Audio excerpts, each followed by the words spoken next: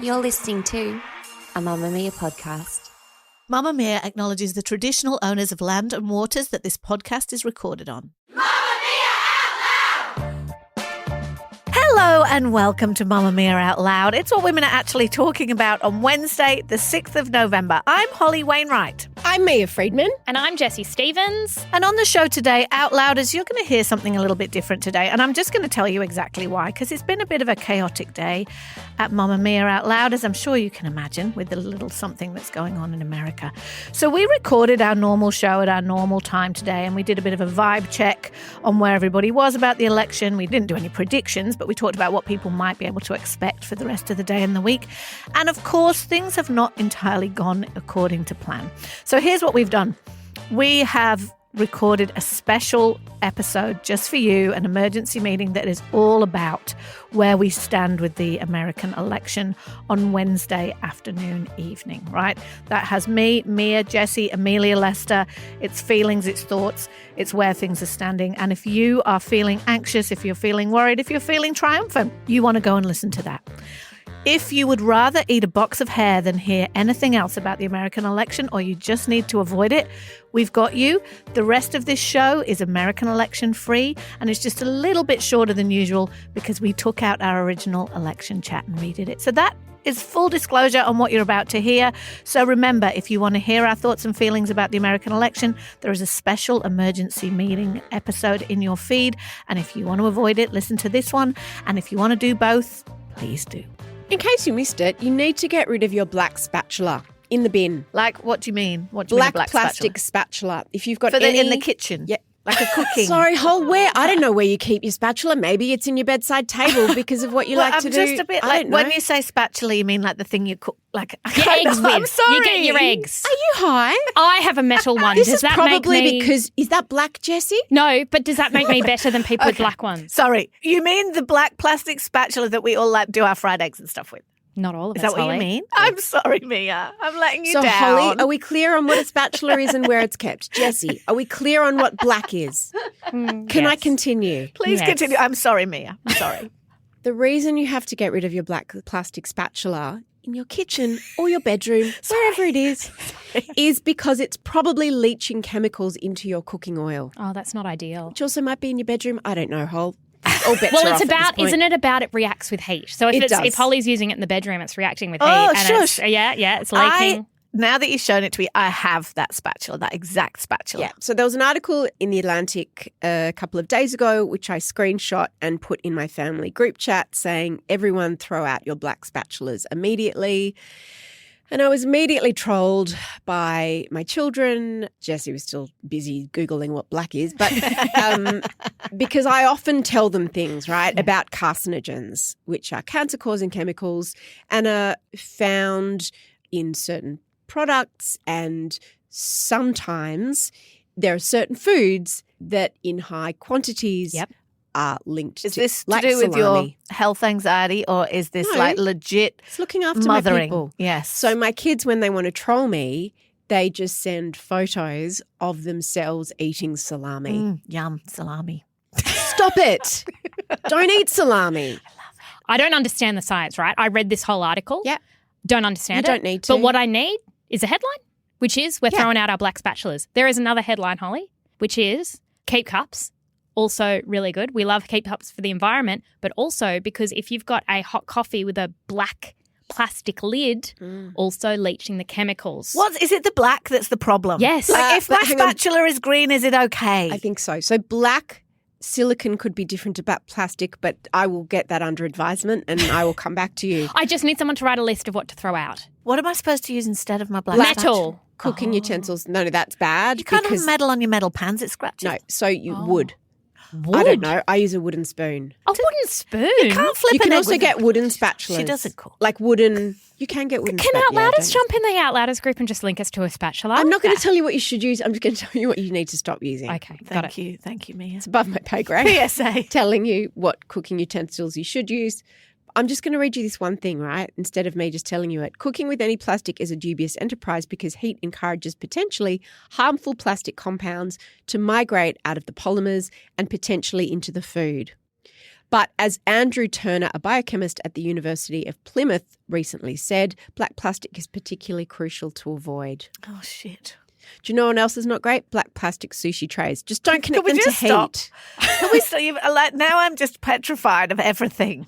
I can't leave this room. In a moment, Holly and Mia are going to attempt to explain to me why so many people, including Outlouders, are losing their shit over a sexy TV show. And if you haven't seen it, me neither. So I will be the voice of reason.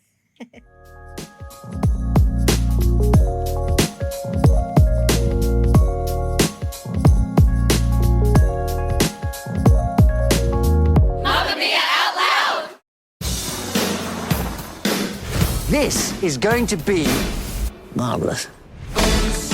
Jessie doesn't really want me to talk about Rivals. And I get it, because just a little behind the scenes, when we decide whether or not we're going to talk about a TV show on Out Loud, we always very much like prosecute with each other whether everybody really is watching this or whether it feels like in our world.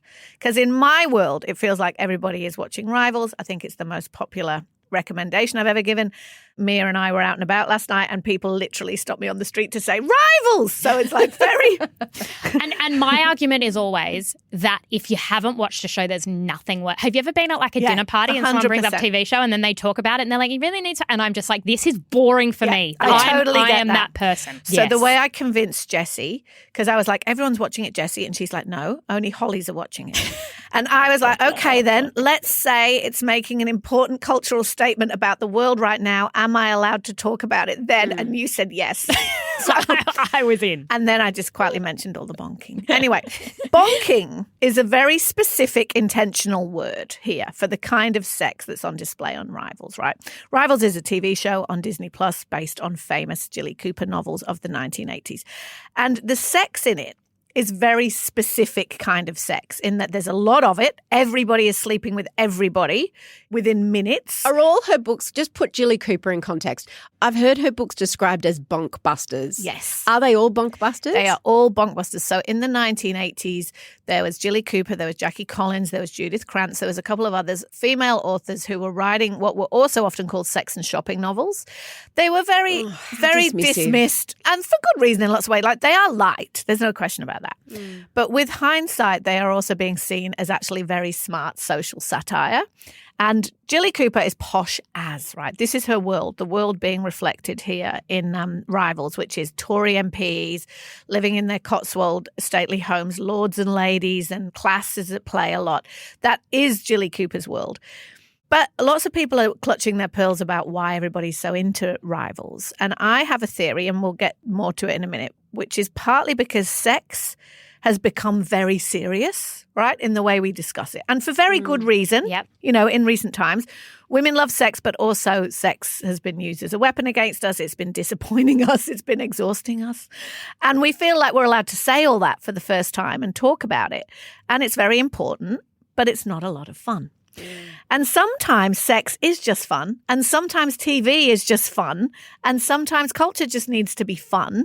And maybe in the world that we're living in right now, for all the reasons we were just discussing and many more, what the success of Rivals is showing us is that thirst for escapism is really at a very high pitch. I think nobody wants this, and the success of that shows another side of that too. It's just sort of silly, you know. But this is a very specific kind of silly. Mia, why do you think everybody's loving Rivals? I think you're spot on. I think it's the escapism in that you don't have to think.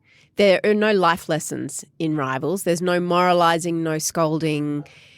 Because it's set in the 80s at a television network, a sort of rural regional television network, it was a simpler and, yes, in many cases worse, but definitely simpler time. And I was reading something about it, a review that said, to love Jilly Cooper's stories is to be constantly aware of how enmeshed they are in a particular time and place, one where racehorses were celebrities, groping was standard, and everybody seemed to be in love with Princess Diana. And then it also says, in Jilly Cooper's world, men conquer, women sigh, the sun shines perpetually on gold Cotswolds mansions, Never with rains. bluebells in bloom, and absolutely everybody is down to fuck. And there's like a remarkable lack of angst. And that doesn't mean that you look at like the groping scenes and the sexism. like my reaction to it, I look at it and I was around for those times. I was young in the 80s, but, you know, I worked in restaurants and worked in workplaces where sexual harassment happened. And it's not that it's like, oh, they were the good old days where you could just get pinched on the bum and it was flirting. I look at that and it makes me feel good because I'm like, look how far we've come. But in the actual show, apart from one scene in this, there's not angst amongst the characters. The characters don't. They angst, but not about, I don't want to say politically correct things because it just was a time when you didn't question things. You just sort of accepted them. It's hedonism, I think. And like I was reading this analysis on it and it was saying the people are happy, which is really nice. There were less choices. I can't believe I'm saying this, but like there's a whole bit where one of the main female characters who's sleeping with her boss and everybody knows she's sleeping with her boss. And then she's offered another job and she just doesn't really have any angst about sleeping with her boss and no one else really has any angst for her. There are a lot of parallels in some ways between the 80s and now. Like, because I was looking back being like, oh, it's less nihilistic. Like there's such nihilism now. People feel this sort of depressive realism and this cynicism that maybe we're really sick of seeing reflected back to us. But I was reading like the 80s, when you really think about it, nuclear war, like people were terrified. It's not like things were perfect.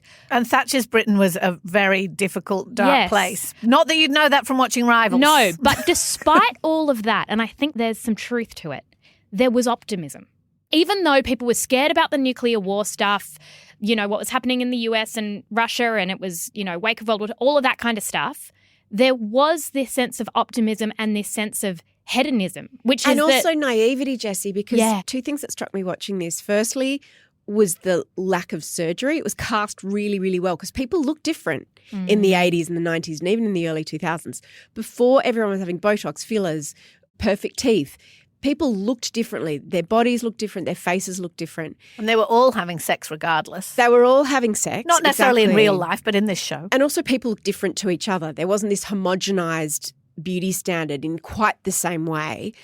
But because no one had phones and there was no internet, things literally were more simple because you had access to less information and the information of the world didn't intrude on you every minute of every day. I was reading quotes by Jilly Cooper and she said, life is quite short of joy and I think sex is heaven. And she's just like, she really likes sex, like a lot. And she's very worried that the young people aren't having sex anymore. And she has all these theories as to why they're not having sex. And her number one theory is jogging. And she says that jogging is really bad for people's sex life because the thing about this show is that no one had to get up early.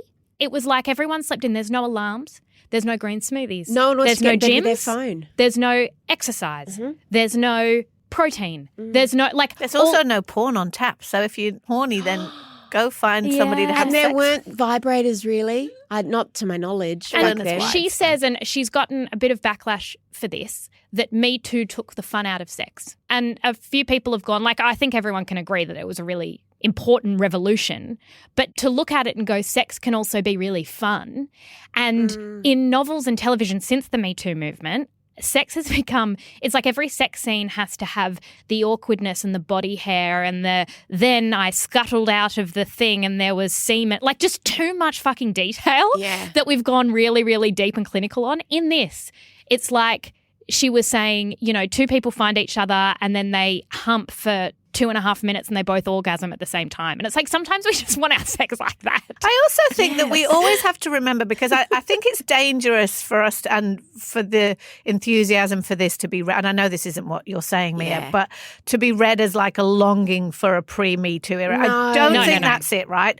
I really, really don't. I think we also always need to remember that like witnessing something and enjoying it isn't endorsing it. So the fact that I love watching Rupert Campbell-Black, who's like the cat in this, you know, I'm enjoying watching him, does not mean that I think, oh, of course he should just shove his hand up girls' skirts. No. And of course I don't think that sexual assault is very serious. And of course, like, it's none of that. It's just that, like, a mature recognition that you can witness something and enjoy something and also have critical thought about it that you don't necessarily need to apply to that. Even though I'm loving Rivals, I don't think even it means that we should be lionizing Jilly Cooper. Like, I listened to Jilly Cooper on Elizabeth Day recently. She did How to Fail. It was a very unsatisfying experience because in a modern world, what we expect from a podcast interview with an author is like lots of analysis, and Elizabeth Day kept trying to get her to engage in that. And she just won't, because that's just not how she sees the world. For example, she was talking about how she's always on a diet. She's like nearly 80. She's always on a diet. And so Elizabeth Day was trying to like lead her into, don't you think that's because the culture's always told you you're not good enough? And don't you think that's really sad? And don't you think you like being so cruel to yourself? And don't you think it's a terrible message? And Jilly Cooper's just literally there going, darling, I just don't want to be fat. Like that's her world and her bubble. And it doesn't mean that we should all applaud that and be like, yes, we should all be like Jilly Cooper. It's just like things can just be. Yeah, you know and what I mean? I've been reading about how it's like this really subtle form of satire without the commentary, because I think we're used to being knocked over the head with messages. So even in kids' books, you can't pick up a kid's book without being like, and this is a message about blah, which I think for some people is very Life American. lessons. Yeah. In fact, Baby Reindeer had a lot of people said a similar thing, that because it wasn't American, it could deal with complexity and nuance in a way where someone didn't get up and go, and this is what to take from this show. Yeah. Sometimes it's better to not have that. Interestingly, though, and this will be interesting to see, I've seen from a lot of commentary that Rivals needs to do well in America to get a second season greenlit. And it might not do well in America. It's very expensive to make. Yeah, because it's a very high production value. The soundtrack is unbelievable, but that kind of stuff costs a fortune. Great cast, very high production values. And whether or not it does well in America, like this is why I'm desperate for you to watch it, Jessie, because I need to know what the hell you would make of it. Like in the same way I'm dying to know what an American would make of it. Like it's so different to everything else that's on the TV right now. Well, thanks for the feedback. Great. I'd love your feedback. What a gift. Look, speaking of TV shows, I want to introduce a new little mini segment called Feedback is a Gift. And I have some feedback for the people in charge of streaming networks. And it is this. Thank you to the streamers who are still letting us binge on our shows. What I'm really struggling with are my shows on streaming that are dropping once a week, because I can't remember where they are or when they drop. Okay. So I've started to watch all these shows. So they'll start by dropping 2 or 3. I'll watch those. I'll be like, this is great. I want to watch more. And then it'll be like, next episode's in a week. I'm like, well, that's great, as if I'm going to remember to ever come back. You forget about so your I've series. half started 6 new shows. I can't find any of them. I've forgotten what half of them are. I can't retain the plot from week to week. I'm not happy. So that's my feedback. I think you need to I just want to binge. probably bring that to your psychologist. But I completely disagree. Have Yeah, you? me Oh. too. I like a weekly I drop. really like it. I like looking forward to something. I actually think there's like more momentum. And all week I'm just like, can't wait. Not for a half-hour show, though. Maybe for an hour show. Okay. But I'm watching Disclaimer at the moment. Couldn't tell you when it drops. Yeah, that's- Don't know how often it drops or That's how many fair. episodes It's a Friday drop. night. Yeah, but then I think they didn't drop one for 2 weeks. Like I'm just all over the shop. After the break, the woman making very big money off young men at schoolies. Shocking, or the most consensual environment for sex? Outlouders, if you want to listen to us every day of the week, you can get access to exclusive segments on Tuesdays and Thursdays by becoming a Mamamia subscriber. Follow the link in the show notes to subscribe and support us, and a big thank you to all our current subscribers.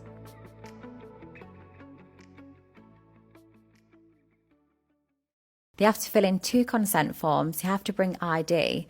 So they've already been able to think about it a lot, and they're fully aware. Like it's not a shock on the day, oh, I'm going to film it.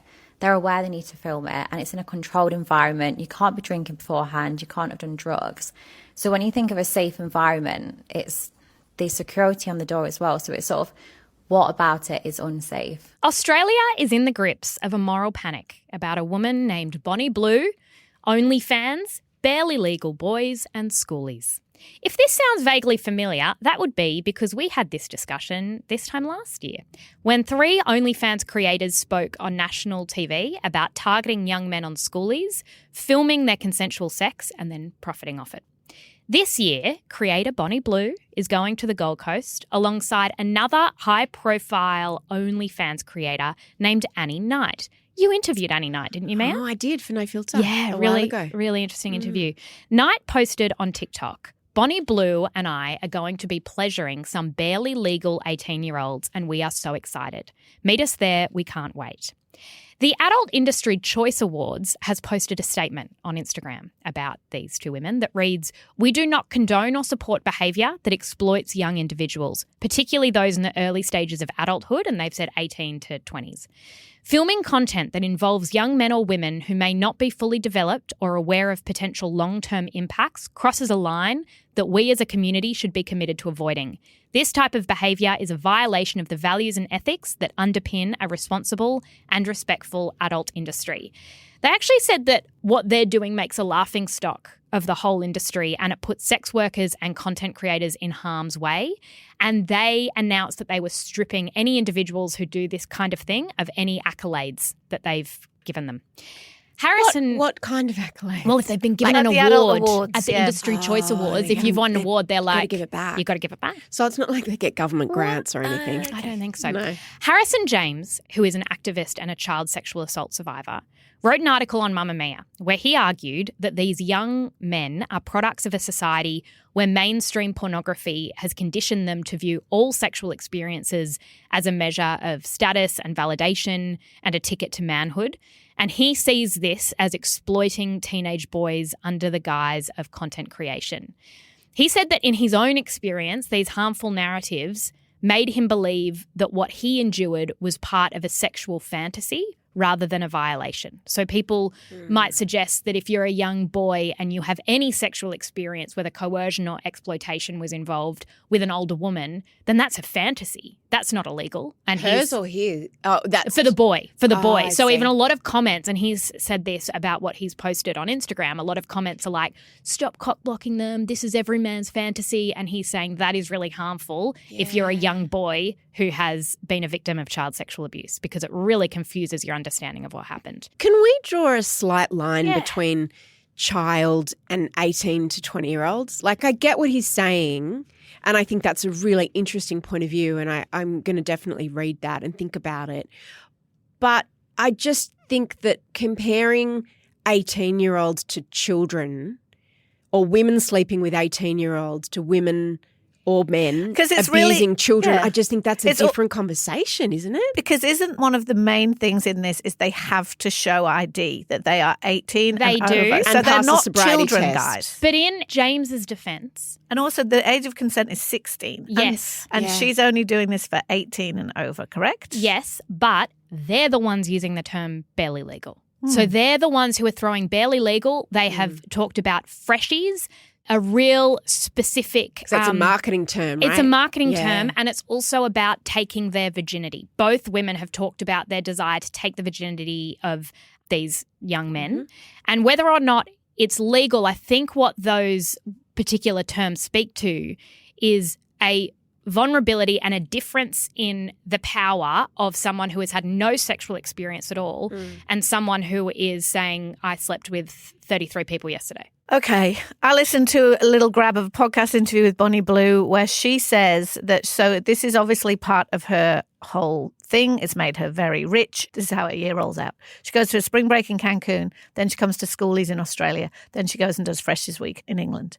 She says the queues can be 8 hours long. So the boys, the To men, have sex with her. Yep. So the men who are queuing up to have sex with Bonnie Blue, and I assume the others, are signing release forms, waiting in line for 8 hours, showing their ID, passing a sobriety test.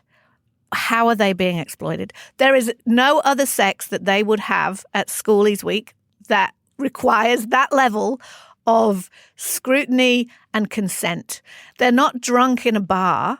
They're not older women preying on boys, in inverted commas, who are drunk in bars. This is like a very intentional experience. I think, though, if this is presented, and let's be clear, this is rage baiting, right? Oh, of course it is. Everything that It's they... also marketing, It's because she said that in September she made £500,000, which is nearly $1 million. So she is getting incredibly rich. If you look at her Instagram, she appears like any other influencer you follow. It's all just skincare and kittens and shopping, right? And she's like, I'm rich. I like designer bags. It's very aspirational. There isn't any sex on there. Then if you go to her adult platforms, the way she describes herself is, I'm every wife's worst nightmare. I'm excellent banter, perky tits, juicy ass, blah, blah, blah, right?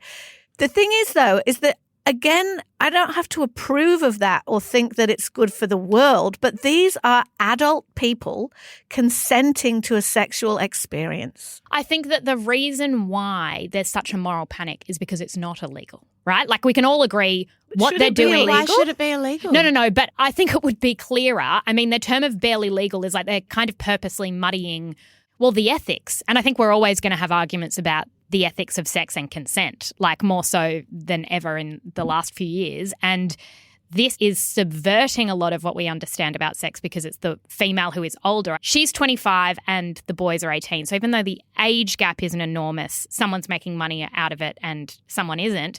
But that's also the porn industry, right? Except it's the other way around. So the porn industry, we know, people preying on barely legal women to get them into the adult industry, and then it's often the men who are making all the money off it, which is why OnlyFans has absolutely blown up.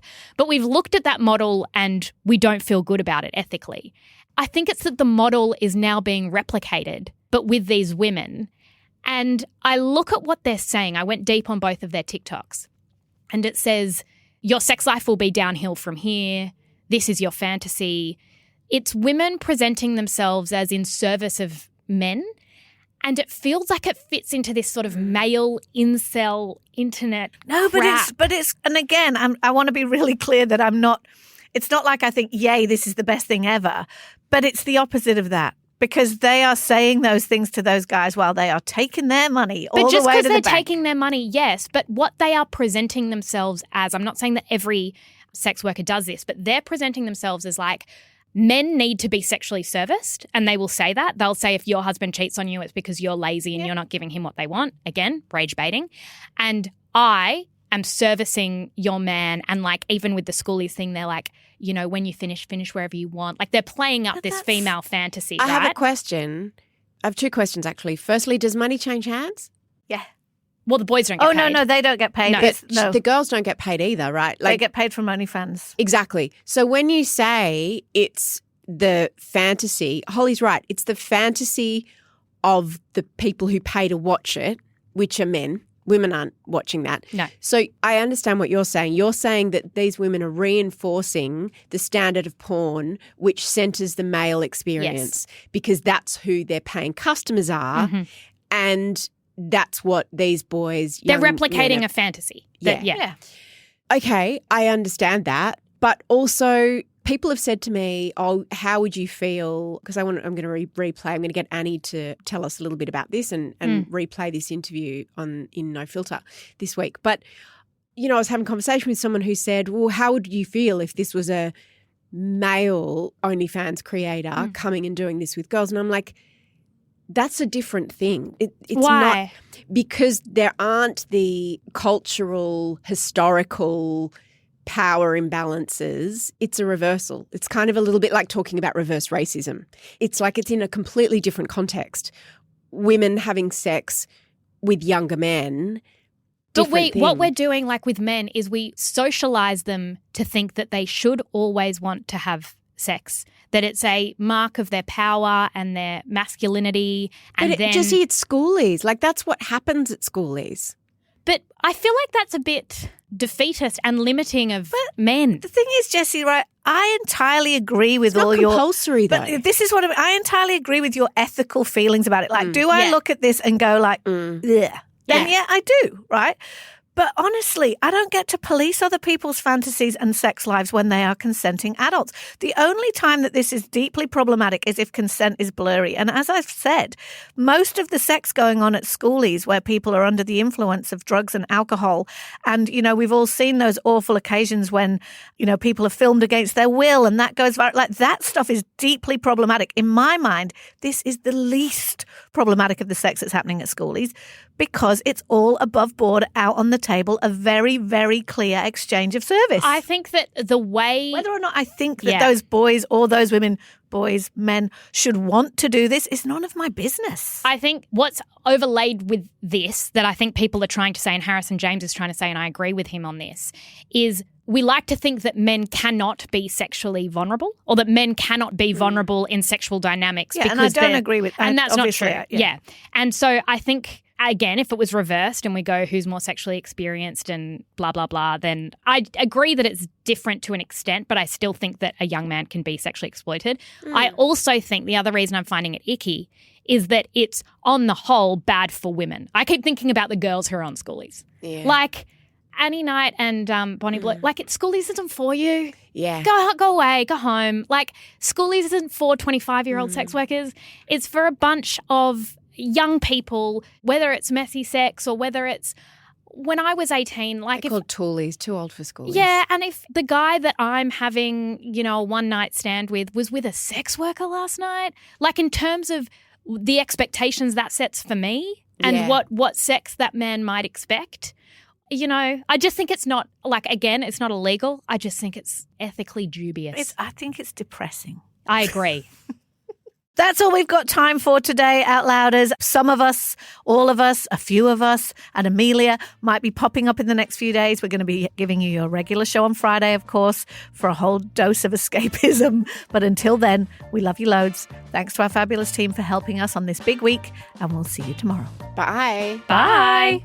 Mia, have you ever thought about a buzz cut? I have cut my hair really, really short on a number of occasions. Oh, I've seen photos. One time I also bleached it white, so I looked like the 80s pop star Yaz. Okay. Well, The only way's up. The only way was up after that haircut. If you need a break from the US election, you need some escapism and you want to talk about hair, well, let me tell you. Holly and Vernon and I had a fascinating conversation about hair and what it means for women, and it was based off Holly was listening to a fascinating podcast with Elizabeth Gilbert who talked about the realization, the epiphany she had that made her shave her head and how much sort of haircuts and what we choose to do with our hair changes our identity. Here's a sneak peek. I've always heard that, like, there's no other feeling than feeling wind on the back of your head. Yeah. And I'm like, I want to experience that so badly. But I think people associate a personality to your hair. Like, they automatically assume who you are. And I know this because I think it was 3 or 4 years ago now. Do you remember when I went blue? Yes! Right, I do. When I went blue, because I was still dating at the time. And I remember at least 5 or 6 men who would always swipe left on me on the dating app, swiped right. Oh. And I remember thinking they assume a personality to this hairstyle. Like, What do you think they were assuming? I think it's like... If you want to listen to the rest, there is a link in our show notes. Shout out to any Mamamia subscribers listening. If you love the show and you want to support us, subscribing to Mamamia is the very best way to do it. There's a link in the episode description.